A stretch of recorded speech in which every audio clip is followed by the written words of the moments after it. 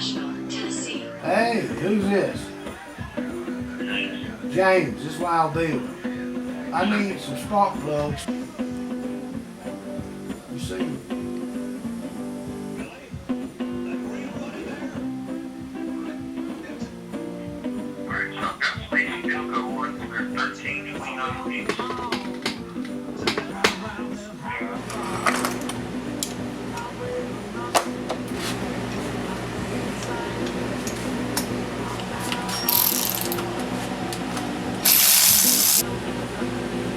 These gaps are tremendous anyway, aren't they? 45, 50. I'm not sure. Not No, sure. nothing. Camera. Camera's off. Clean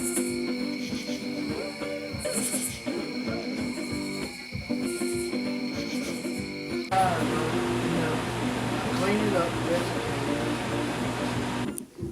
It's nothing like having on their soda. Especially it's every 9 cents. And of course, I have name brand vanilla wafers made by the best guy. They're hard to get. They're hard to get right now. I like to thank all the sponsors. Oh man, what in the world?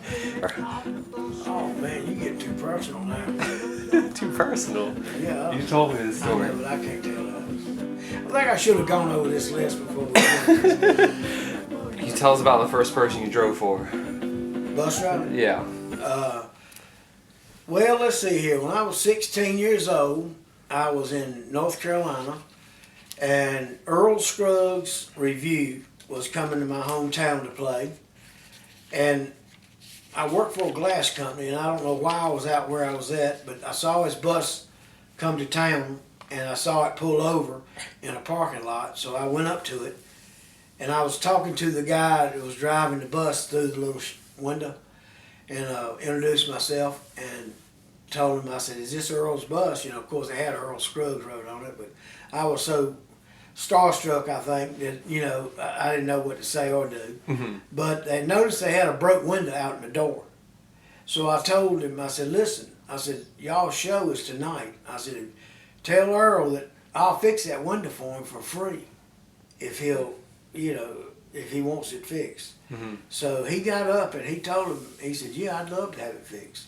So I called one of my best friends, his name was Kenneth Ellis, and Kenneth's dead now, bless his heart.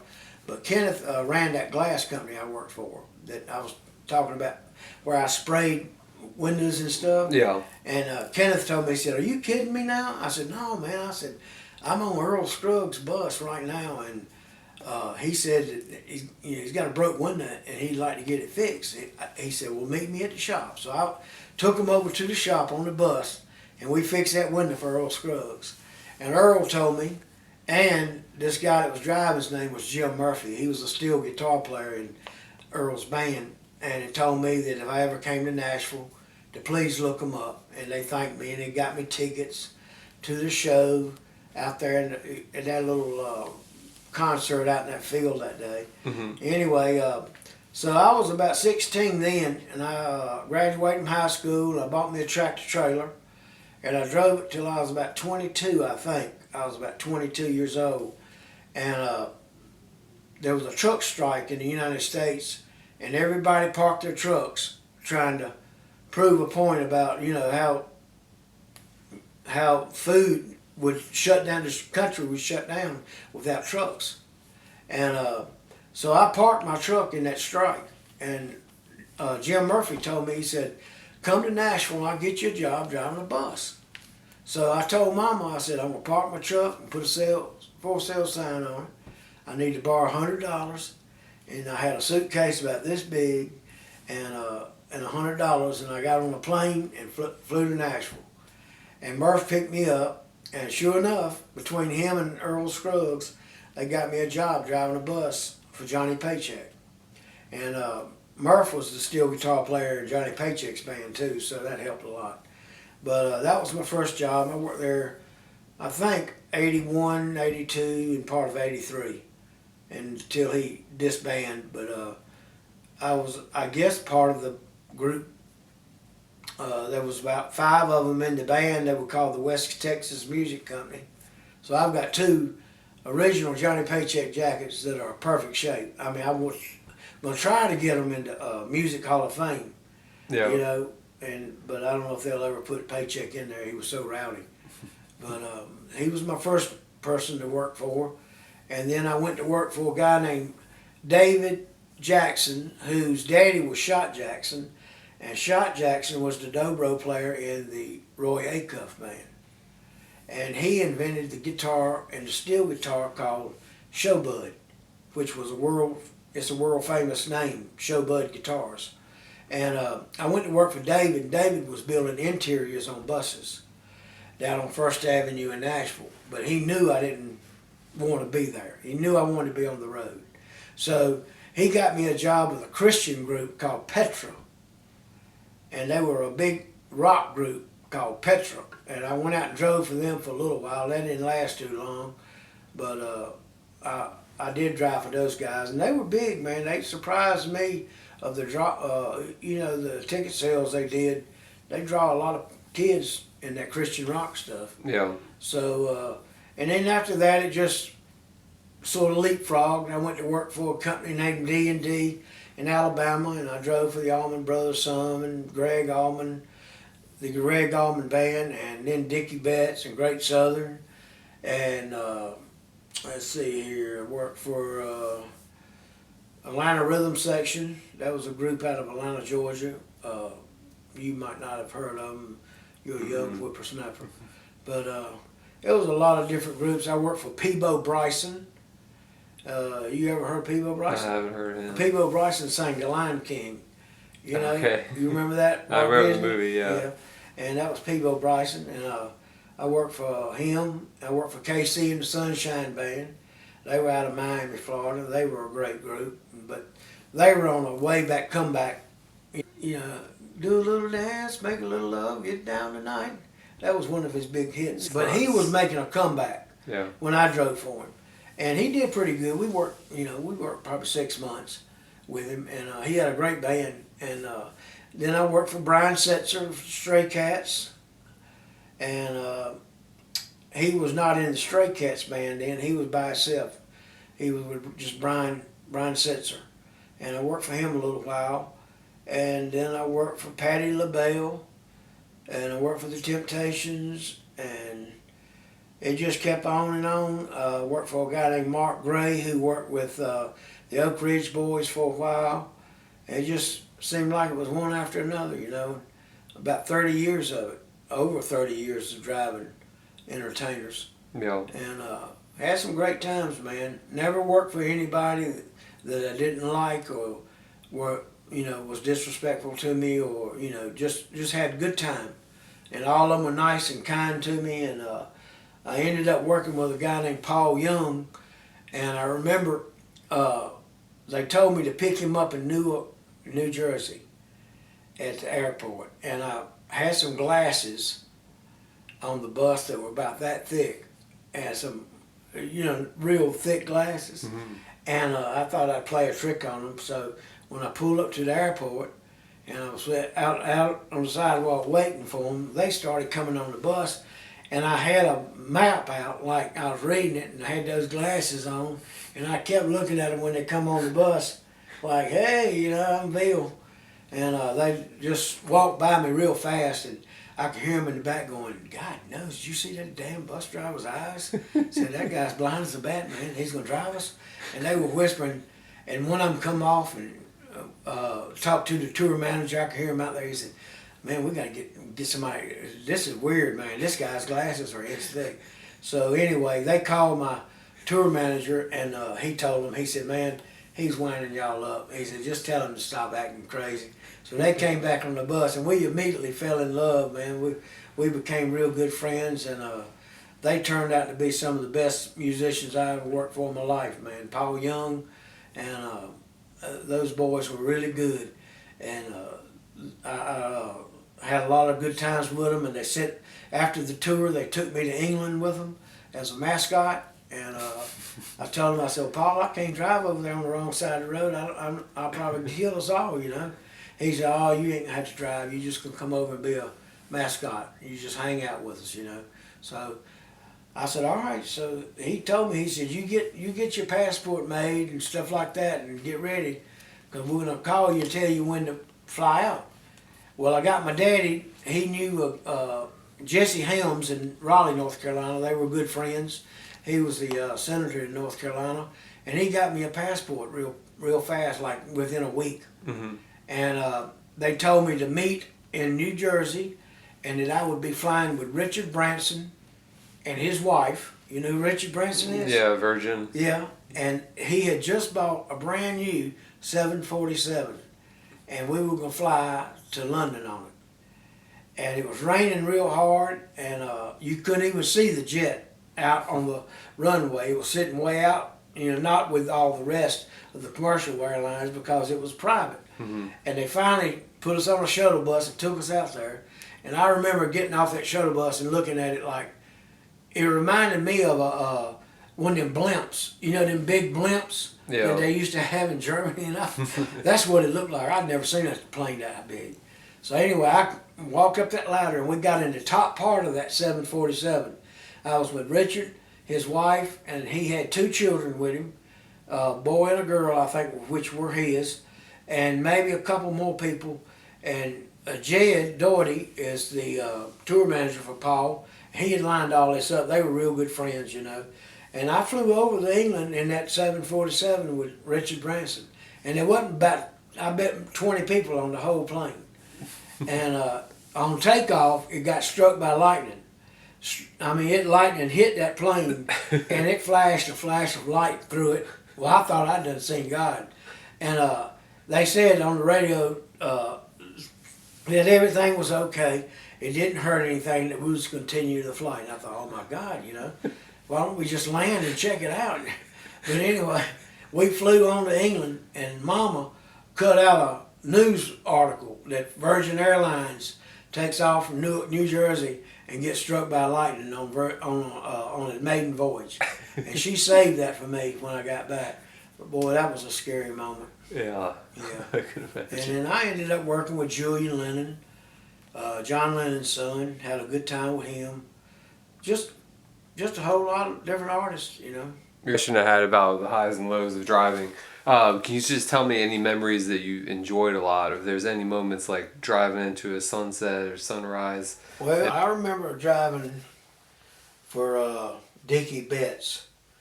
And Dickie Betts had a boy working for him that was blind, a piano player named Johnny Neal.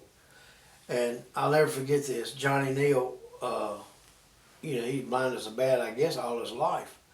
And Johnny told me, we were talking about rainbows. We were going out west, and there was a couple of nice, beautiful rainbows that came out. And Johnny was sitting up there with me, and I asked him, I said, Johnny, I said, man, that's a beautiful sight out front of the bus right now. I said, have you ever seen a rainbow? Do you know what a rainbow is? He says, well, I've heard of them and stuff, but, I've never actually seen one. Because I think in the younger part of his life, he had eyesight.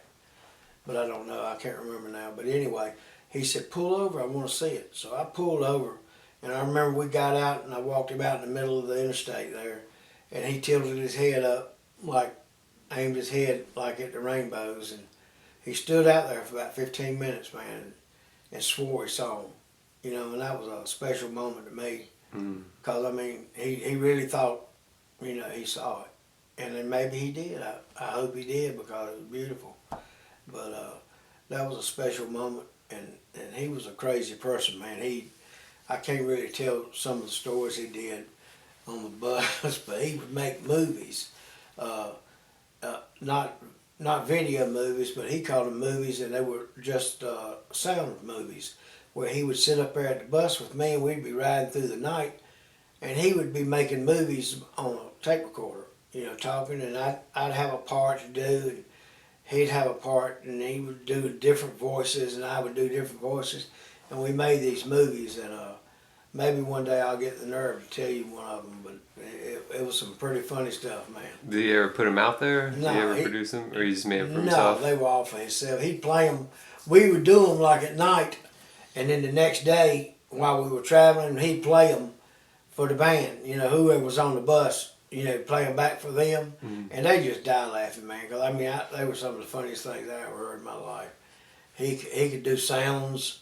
I mean, he was a very talented person. You know, he could do like car sounds and stuff, and he would, you know, he would start movies, and you know, he'd be a hitchhiker, and cars would be going by like, you know, and he'd be talking to us like, boy, I wish somebody stopped and get me. Man, it's cold out here. You know, and another car would come out. He'd be making noises, and that's about all I can say about that one. But because it got right crazy after that one, and but it was funny as hell. And that was Johnny Neal, and he's a great piano player too. He plays the blues. If you ever hear about him or look him up, he's a great blues player. In the bus driving leasing business, the way it works is you have a tour to do. Say I was working for John Lennon's son for a month or so. We went out for say 2 months, and then after the end of that, he would fly out, and then the bus driver would, you know, get the bus ready and go pick up another group and do it again. And that's how we did different acts through the years. So I don't know who I had dropped off, but I dropped him off in New York and was told to get a motel and wait a couple of days, and then I would pick up this group named Paul Young at the airport on such and such a date. So I had been in, and you know, I want to back up on that because I don't think it was Paul Young that I picked up the first time on them glasses, because I think Paul saw me squinting one day when I was driving, and I was looking at a road sign or something, and he told me, he said, man, you need glasses? He said, why are you squinting? And I said, I can see it fine, you know, I just squint. He said, bullshit. He said, you blind as a damn bat, you know. So we were going to North Carolina, and we were playing in Durham, and I have a brother-in-law named Mike Hoyle who was a eye doctor. And they wanted me to go see him and said, I'll pay for it, get your eyes checked, you know, we think you need glasses. That's what Paul and him said. So this didn't happen with Paul, it's a different group, and it might have been with Twisted Sister that I picked up. But anyway, I remember now that Paul paid for my glasses, and I went to Mike, and he told me, you know, I needed glasses, and they fitted me some. But while he was in the office, he pulled a drawer out, and there was a bunch of old glasses with old frames and real thick glasses. You know, I said, man, what do you do with them? You know, he told me, he said, they're just old glasses that I've collected. You know, I said, let me get one of them real thick pair. You know, so he gave me one, and the next day, we were in Durham, and they had done the show, and Paul and them came on the bus, and while we were riding, he said, well, did you get your eyes checked? And I said, well, yeah. I said, I need glasses. You know, I've got a small stigmatism in my right eye, and I reached over, and I got those thick glasses, and I put them on, and I turned around and looked at him, and he said, oh, my God. He said, Jesus Christ, Jed. Look at this dude's eyes. He said, this guy's blind.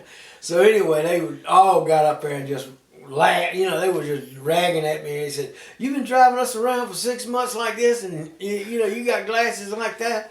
And I know my eyes look like they're that big because they were magnified glasses, like they were huge. But I think that's how them glasses really happened. And then the next month, I think I went out with a group called Twisted Sister, and I was told to pick them up in New York, and I thought, well, I'll mess with these guys here, you know, because they're a rock band, and, you know, they got a sense of humor. And I was sitting out in front of the airport waiting for them, and a couple of the crew guys got off of the airplane, and they were the first ones on the bus, and they sort of just jumped on the bus and ran up the stairs there, you know, and I was sitting there in the driver's seat looking at them, you know, with those glasses on. And I could hear them, both of them ran to the back of the bus. They said, my God, did you see that guy's eyes? And the other guy said, yeah. He said, hell, they look like magnifying glasses. He said, is he the bus driver? And the other guy said, well, I guess so. He said, he was up there looking at a map. And it wasn't long, they come back through there. You know, they had to get some more gear and stuff. And I asked one of them something about, is this Interstate 80 on this map, or is this 70 or whatever, you know? Of course, they looked at the map and they looked at me like, my God, he can't even see the damn map, you know? So they got off and they told the tour manager, because I remember them talking, I could hear him out of the bus, you know, talking about did y'all notice the damn glasses on that bus driver? So we got to get somebody else. We can't ride with this guy. He's blind as a damn bat. So they had called a friend of mine who leased the buses to him, and he told him, he said, man, tell Wild Bill to get on the phone. And so I got on the phone, and he said, man, what are you doing? I said, what do you mean? He said, I've done had 3 calls already from them guys saying the bus driver's ass is blind. He said they had glasses over an inch thick. And he said, stop winding them guys up. He said, they're scared to get on the bus with you now. So anyway, that's where that happened at. And I remember it better now. I'm getting old. Yeah. Bus driving was hard. And when I first started, it was like a party. I mean, they didn't care what you did. You know, you could party right there with them. You know, I didn't drink. I never drank anyway. But, you know, if you wanted to smoke or whatever, they didn't care if you did it. And, you know, it was sort of fun. You know, you had a little buzz and you were into it, and driving was fun, you know. But then later on in life, it got real corporated, or, you know, just was weird. It had more bosses than it had fun people on the bus. You know, you couldn't do nothing. You had to stay straight as an arrow. They all kind of drug tests on you, and you know, and I'm sure it was big insurance companies and all. And it wasn't. I mean, it wasn't that I was wanting to get high and drive or nothing, but it just took the freedoms of fun away. It seemed like, and I noticed that happen in a lot of different sports and stuff. I mean, I had friends that worked for NASCAR teams. And one of the guys that I had mentioned earlier that taught me how to weld, a guy named Frank Edwards, he invited me to come up and go to work for Hendricks Motorsports, driving a truck, one of the transporters. And so I took off and went up there. And I stayed up there a week. I can't think of the guy's name that I palled up with, but he was driving for Junior Johnson's team. This boy's name, I got it wrote down somewhere. But I palled up with him, and he was going to sort of show me the ropes of how, you know, what they did for a living. And so I was hanging out with him, and they left. I thought I had it rough in the music business. You know, I thought cleaning the bus, keeping the bus up, you know, making sure it was clean inside and out and ready to go and all that. I thought, hell, that's a hard job. You know, I was making $100 a day. And Frank Edwards told me, he said, well, you know, you'll make that up here easy. So I went up there and I hung out with them. And those guys, they would load their truck on about Tuesday or Wednesday. They would load those transporters, get all the stuff, the parts, tires, everything they needed on that truck Tuesday, and would leave North Carolina going to, say, Daytona. And they'd go to Daytona and unload on Wednesday. And they'd start scuffing tires. They call it scuffing tires. Every time that car went out and went around a track, it had a new set of tires on it. And when it came back in, the truck driver was to take that set off and put another set on.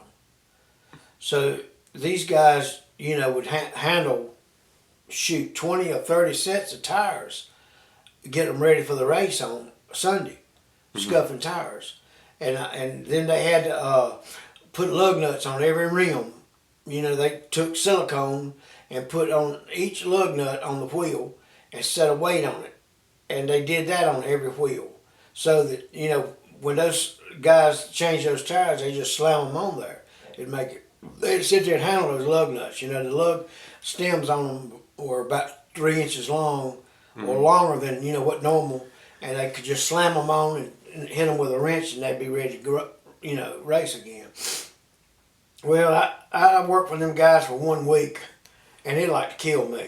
Because, I mean, you know, they cleaned the car, they did everything, man. I thought, Jesus Christ, I hadn't done this much work in a month with the music business, you know, what they were doing in 1 week. So that was a real, that was encouraged me to get my ass back to Nashville and drive a bus, because it was a lot easier, you know, than what those guys were having to do. So, and Frank told me, he said, well, you know, that's just a normal week's what we do, you know. And I told him, I said, well, there ain't no way in hell I could do that, you know. Not for, I think he offered me $600 the first week. But that was one of my high spots as far as, you know, after I got the job driving a bus, I was really impressed with that, but I got bored with it. And I thought, you know, maybe the race cars would be, you know, something else, and I tried. But I rushed back to Nashville, and, you know, that was a hard part of my life as far as, you know, choosing what to do. So I went back to Nashville, and I was driving buses the next week. Yeah. And but highs and lows, I got lucky. I didn't really work for many people that were rude to me or, you know, hateful or anything. Or everybody told me, oh, I like show business. You know, people are snobs and they're rude, and you know they think their, you know, stuff don't stink. I never met many of them like that. I was real lucky, man, and I promised myself I wouldn't work for people that treated me like that. You know, I was just an old boy from North Carolina, and I was going to be just, you know, I just wanted to go out there and work and be amongst them. And all my friends back home said, well, hell, he'll be back in North Carolina in a week. There ain't no way in hell he'll be able to stay out there. And, you know, in less than a week's time that I went to Nashville, I was driving a bus. I had a job driving, so. And I was, you know, I liked it, and they liked me, so I stayed with it for about 30-some years, I guess. You know, I mean, you don't try to remember that stuff. I mean, I never in my life thought 20, 30 years later I'd be sitting here talking about stuff that, you know, we did out there, because I can't even remember from night to night what we did, you know. I remember driving Green Day from San Francisco. I'd pick them up in San Francisco in the day, and we would drive down to LA to a studio and drop them off at a studio, and they'd work all night long on the, you know, doing recordings and stuff. And I'd pick them back up the next morning. I'd carry them all the way back to San Francisco. They'd spend a day up there, and then, you know, we did that for a couple of weeks while they were doing a couple of albums. I don't know which albums they were. I can't remember, you know, like I said, because I was driving and sleeping most of the time. You know, that's not so exciting. I don't know if y'all ever heard of Pino Palladino. Pino is a bass player, plays with John Mayer Trio, and he also played with Paul Young, and he did a lot of stuff on the Pink Floyd albums, and great, maybe one of the greatest bass players that, you know, in on this earth. So, and then he had a friend named Steve Jordan, who was a drummer that played on the David Letterman show, or he was either the drummer on David Letterman or Saturday Night Live. But anyway, we were up there, and I was with Paul Young, and Pino asked me what I was going to do the night, and he said, I told him nothing. Just, you know, grab some supper and nothing. He said, well, come on, go with us. He said, we're going to go over to Keith Richards' house. And I know who Keith Richards was. You know, I was a country boy, but I still knew, you know, he was with the Rolling Stones. So we went over to Keith Richards' flat. They call them flats. And, you know, in America we call them homes or houses. But we went uptown New York, and there was a pretty tall building, and you had to have security to get in it. And anyway, we went over to Keith Richards' house, and we spent, you know, almost all night long there with Keith. I remember there was a little microphone thing that we could hear a baby crying or something, you know. In another room they were monitoring a kid or something. I don't know where his wife was, or, you know, were they babysitting somebody? I don't remember, but I remember the floor in that building, and maybe I was lost my mind or what, but we were, you know, we were doing some pretty heavy partying back in them days, and it seemed like the floor, it was a hardwood floor in this building, and the room looked like it was 40 or 50 foot long, you know, one room, and it looked like the boards were all one length. You know, there weren't no cracks or nothing. I was going, my God, you know, where did they get the boards, you know, so long? You know, but that, I think I was a little on the under the weather side that night, because I'd never seen boards that long in my life. Boy, I thought I was hallucinating or something, but that was at Keith Richards' house. and we were partying with him that night. And that was right much fun. We had some good times, man. Those people were nice to me, and like, you know, if things like that happened, they carried me with them. You know, a lot of the bands would. Sometimes they just leave you at the motel, and then sometimes they would, you know, include you. You know, we're gonna go out to eat supper. Come on, go with us. Or and I remember when Julian Lennon was about 22 years old, on his 22nd birthday, his mother or stepmother, Yoko is her name, I guess, invited us all to go out and eat supper at a place in New York on right near where John Lennon and she lived. And I wasn't really invited. I was the bus driver, you know, and I was in the lobby, and Julian came downstairs and he said, "What are you doing?" I said, "I'm just hanging out," you know. He said, "Well, come on, go with us. We're gonna go to a birthday party." And I knew it was his birthday, and so he said, I said, "Julian, all I got's these blue jeans, man. I don't have no nice clothes to wear to party with, you know, your family and all." He said, "Man, I don't care. They don't care." He said, if it makes you feel better, I'll go put on a pair of blue jeans." So he went upstairs and got him a ragged ass pair of blue jeans on and came back down and said, "Now come on." So we went to that birthday party, and I remember it was, I think the name of the party or the place was called Legines or something like that. And I remember it was on Central Park, somewhere around Central Park, and it was a high dollar restaurant. I mean, it was like they had a waiter for you. Anything you wanted, there was a different waiter. If you wanted a cold drink, you know, or a cup of ice, it was just different waiters. You know, they were all dressed in white tuxedos, and they treated you like gold.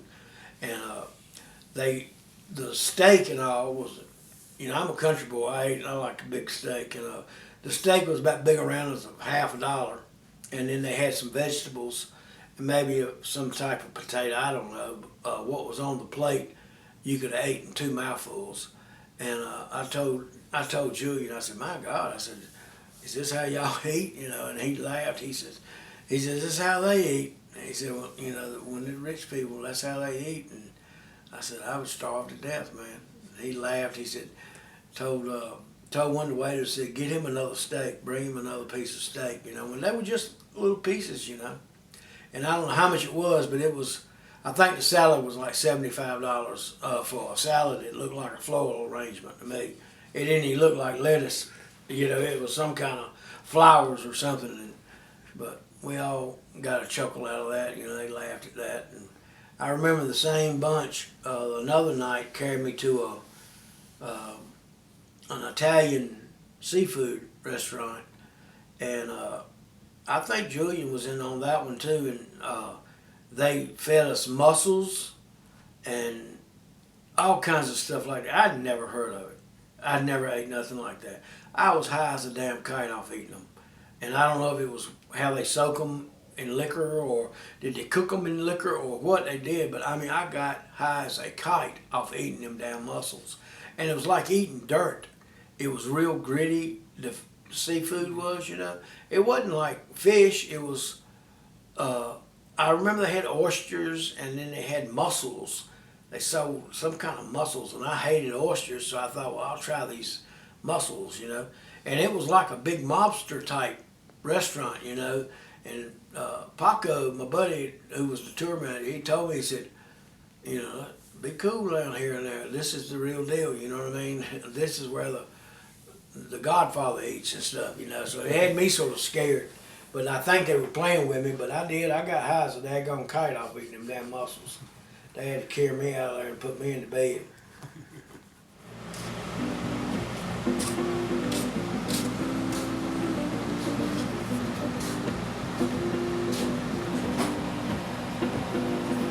Let's see here. I don't know how long ago that was, but I have a friend of mine that, this boy's name was, his daddy's a country singer, is Joe Stampley was his name. And this was met back in the 80s because I was with Paycheck.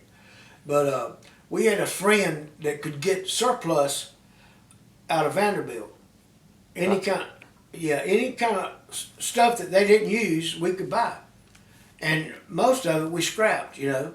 Well, there was a thing, it was some kind of machine, and I think it was a dialysis machine.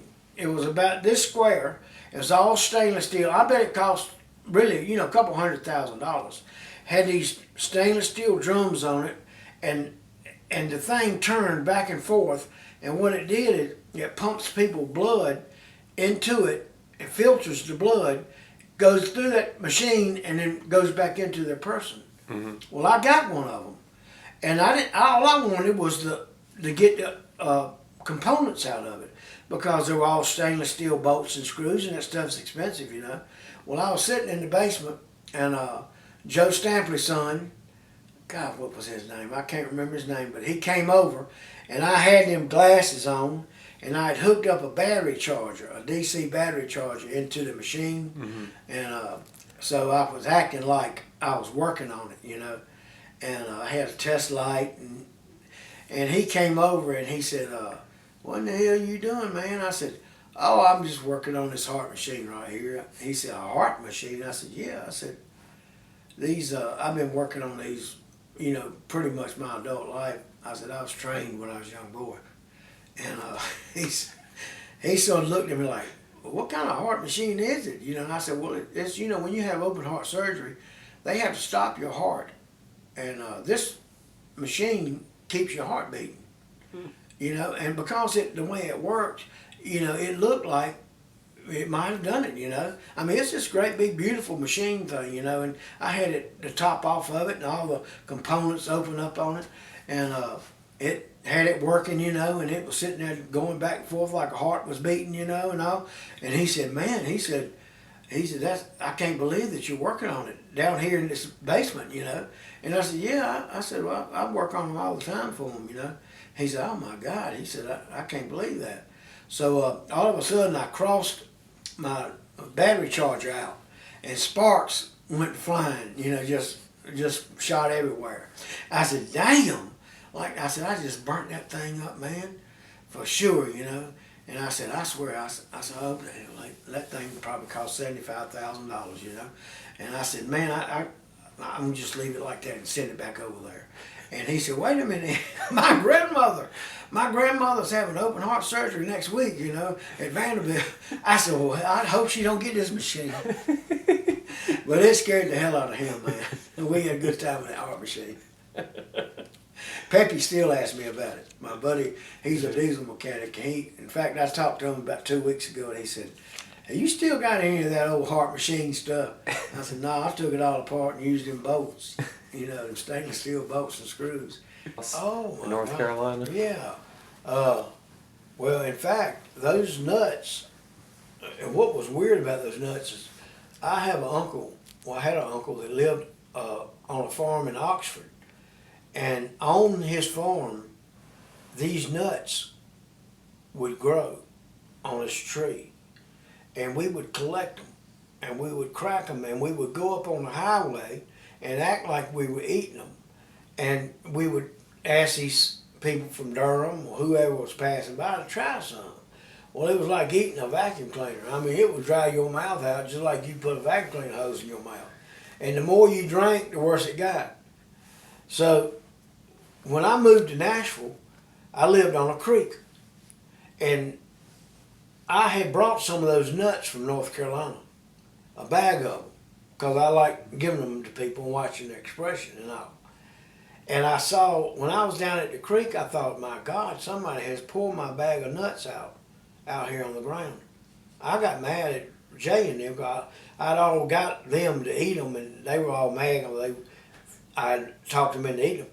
But there was a tree of those nuts in my backyard. And I don't know what they're called. My uncle called them scaly bark. But they're shaped sort of like a little hickory nut. And the greener you can get them, the better they are as far as drying your mouth out, you know. I mean, like if you can find them right before they fall off the tree, and they got the outside layer of like a pecan, and that's what the nut tastes like, the inside part of a pecan. It's just real bitter and dry. And so anyway, when I found they were in my backyard, I thought, God, I was going to make $1 million, because I was going to pick them and sell them, for a novelty, for a joke. And but if I ever get some, I'll get you some of them because they are the funniest things. We had a real rich friend of ours in North Carolina, and he had Christmas parties, and he'd always ask me, "Please bring some of them nuts." And I mean, this guy owned half of the town. He was loaded with money, and he would crack those nuts and put them in a tray on the hors d'oeuvre table, and he'd just sit there and watch those women eat them and go into the kitchen. The minute they put one in their mouth, it would just gum up in your mouth or something, get on your teeth. You couldn't get it off, and they would get up immediately and go to to the trash can, and be trying to get them out of their mouth, and then they start drinking, some kind of drink, maybe a Pepsi or something, and they just foam up. It was just. You couldn't get it out of your mouth. It took, 10, 15 minutes to rinse your mouth out. It was almost like putting suntan lotion in your mouth. It was just a bitter taste, and it just had a coating. But if I ever get some, I'll let Trevor give them to somebody, and he'll eat them. You'll find out. Trevor had a buddy, I think we gave him some, and he really liked them. Yeah, he was the one that had the Pepsi that foamed out the Yeah. mouth. Oh, God, I got a lot of people with them nuts. That tree's still out there. It's still down there. I go down there, I think it's in the spring of the year or the fall of the year is when they, start falling off the tree. Probably the fall. And, like a pecan, it grows like a pecan. And you can, if you can get them green where you can shuck that outer layer on them, then crack them, that meat of the nut inside is sort of gummy. And boy, if you can get somebody to put a piece that little in their mouth, it's all it's on, man. I mean, it's just there ain't no way in the heck they can get it out. They'll make the damnest faces you ever seen, trying to get it out. It's hilarious, man. I don't know why they don't buy them and sell them. Can you tell a story about your boat doing the motor transplant on it? All right. I was about 16, maybe 17 years old, and I used to hang out with Dr. Tucker's son. George Tucker was one of my growing up friends, and I wanted a boat. And Daddy didn't want us to have a boat. We didn't have a boat house or nothing. But Dr. Tucker and them, they had a boat house, and they had a dock, that we kept it tied up to and stuff.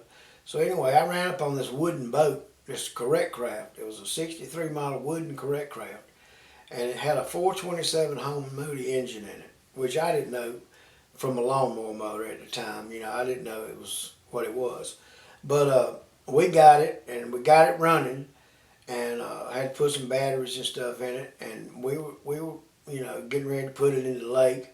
And Dr. Tucker, we were in the lake, in fact, and we was going up and down this cove where they lived, and George was a good skier, so I was pulling him, and the boat was actually jumping out of the water. I mean, it was wow, wow, like that. And I thought, my God, this thing is flying, And so Dr. Tucker called my daddy, and he told him, he said, Hillman, have you seen this boat that they're running? And Daddy said, well, I've seen the boat, but that's all. He said, man, they're flying. He said, this boat's running 100 miles an hour out here. He said, you can hear it clean across the lake. He said, we got to do something about this. He said, they're going to get killed. So Daddy talked to me that night about, the motor. And so he came out and inquired a little bit, about what was going on a little faster. And I had an uncle that was a good mechanic. He came over and he told Daddy, he said, man, that's a daggone racing motor. That's a Winston Cup racing motor. That's what that is. It's built by Holman and Moody out of Charlotte, North Carolina. And he said, it's probably maybe 600 horsepower motor. I don't know. He said, but I know one thing. It's a fast motor. So my daddy made us take it out, sell it, and I had to buy another motor. And I bought a small block Chevrolet out of a Corvette that was a 300 horsepower. I know at least 300 horsepower Chevrolet engine we put in it. And I had that boat for years. In fact, from the time I had it, I sold it after I had moved to Nashville. and that had to have been probably 20 years. I had it out here, and but I had it with that 327 in it. I lost my big motor. Yeah. But that was a lot of fun. My mama, my daddy and Dr. Tucker didn't think it was fun at all. They thought, my God, see, my daddy was a mortician, and he thought, you know, we're gonna be burying some kids because they're flying out there on that damn lake, you know. And we were, man, we had it rocking out there, but but we finally put trim plates on it, on the back. I bought trim tabs, and they were metal things after we put the small block Chevrolet in, and then it stayed in the water. But what it was doing, it was, what do they call that?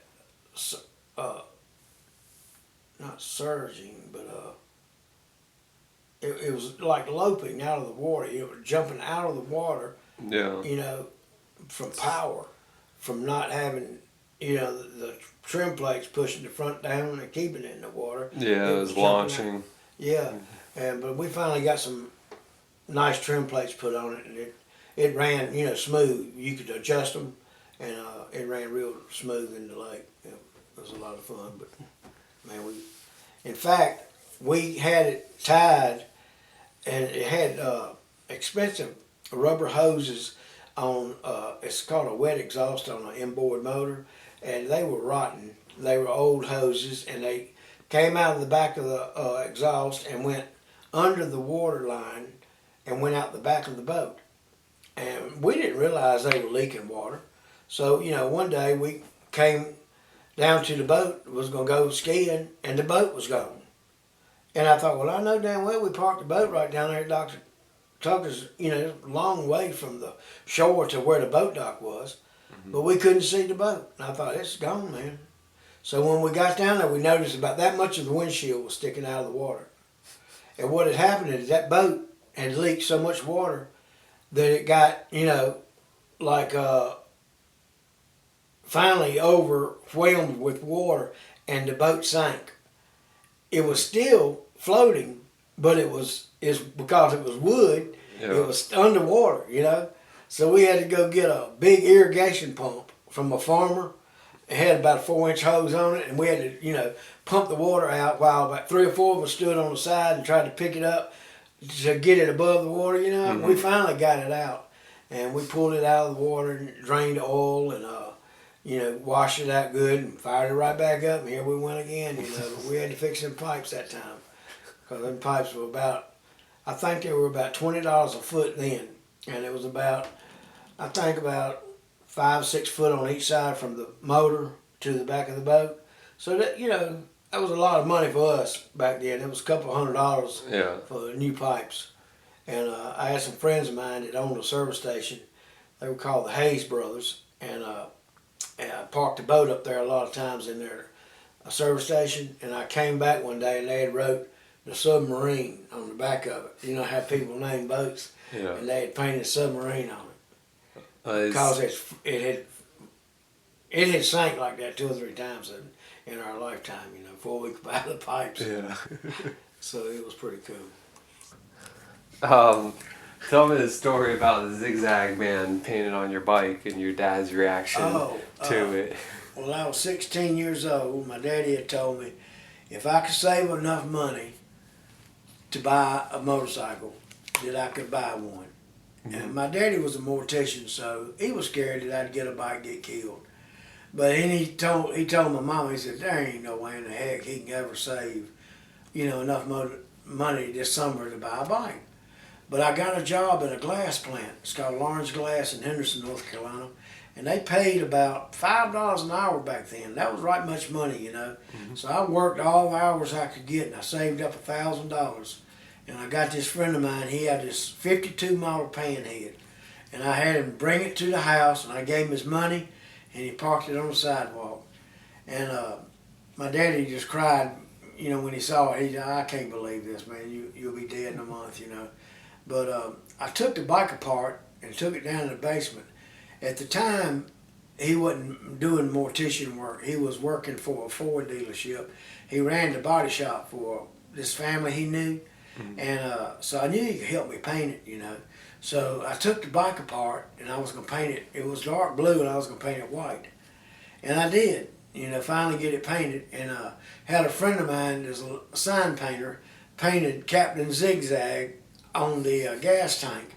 And everybody knows what zigzag was. It was a pack of rolling papers, and he was smoking a joint. Of course, my daddy didn't know that. And he kept asking me, he said, what kind of artwork is that?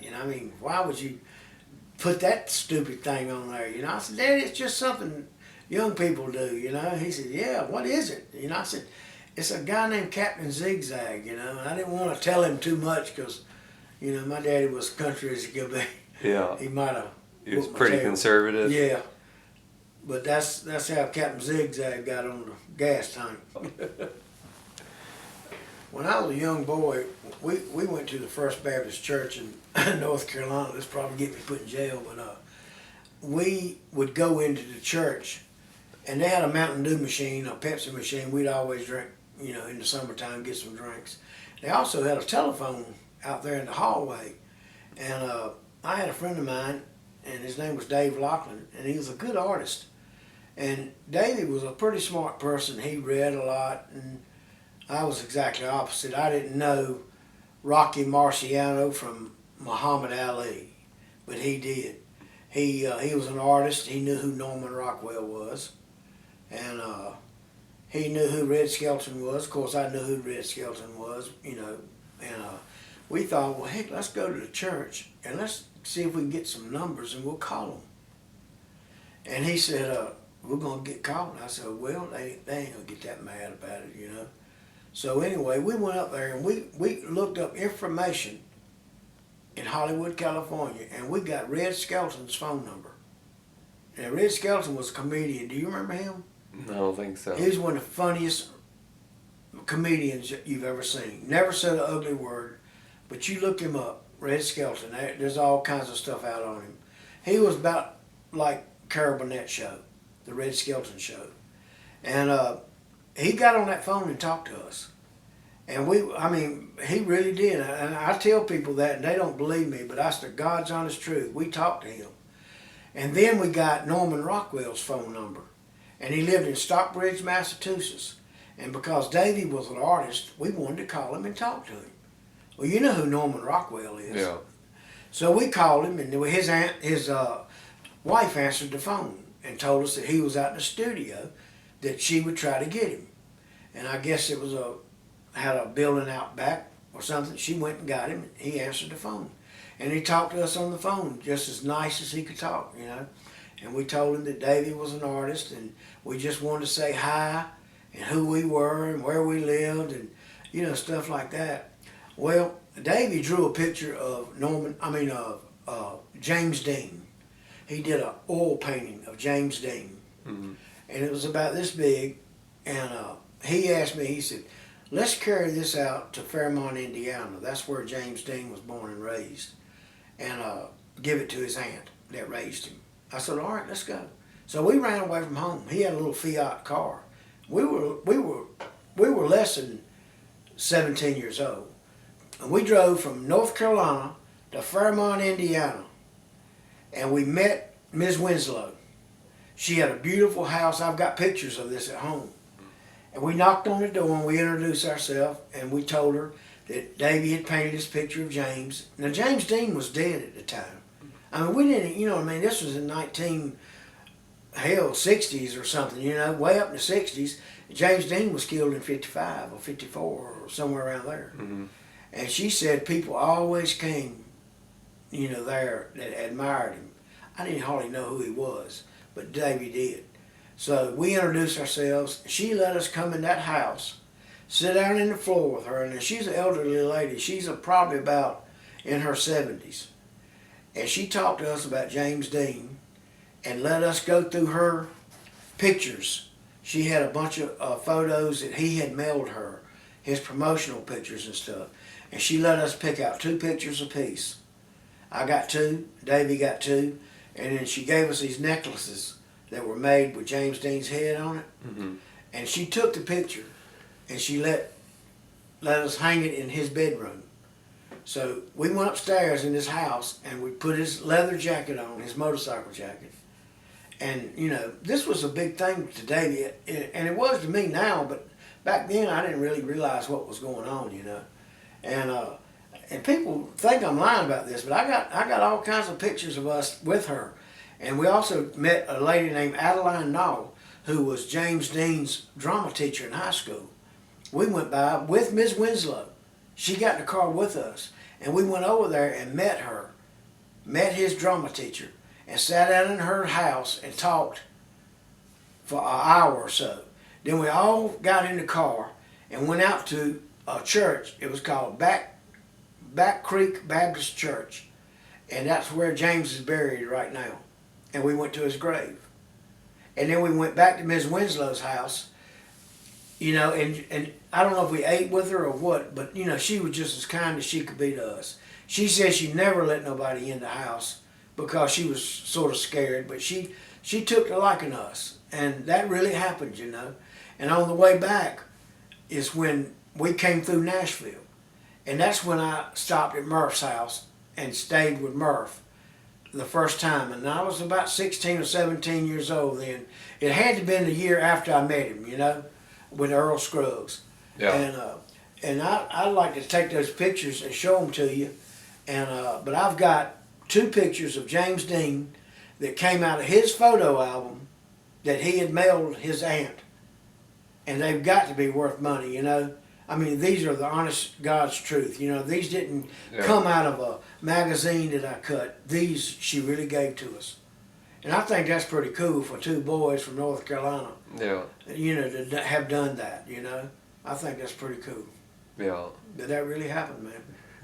I got them pictures at home in a photo album. I'll show them to you. Yeah.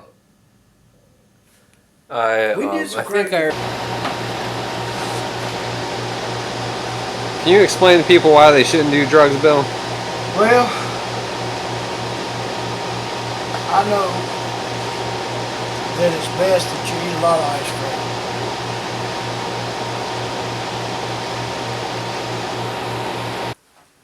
cream. But, you know, we were talking about doing how young people do drugs and stuff, and you just wouldn't imagine the effects it has on people, you know.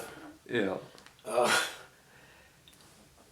I smoke pot. I won't sit there and lie to you about it. You know, I smoke weed, and it never bothered me, you know, as far as having things happen that were leading to heavier drugs. Or I always heard that, oh, if you smoke marijuana, you're going to be doing cocaine and heroin, and, you know, it's going to affect you in all kinds of ways later in life. But I didn't ever have any kind of odd things happen, you know, in life that, you know, like nervous breakdown or, you know, just weird things that might have happened, you know. I mean, hell, I smoked it for probably 10 years when I was a kid, and then now, you know, I see people that, and it don't affect me like that in any way or anything, but I guess it could, you know, have some kind of effect on you later in life that you wouldn't even know you know, it was affecting you. But I haven't, it hadn't bothered me at all. You know, it hadn't done anything to my nervous system or anything. But you never know what'll happen. Well, that's Wild Bill. Thank you.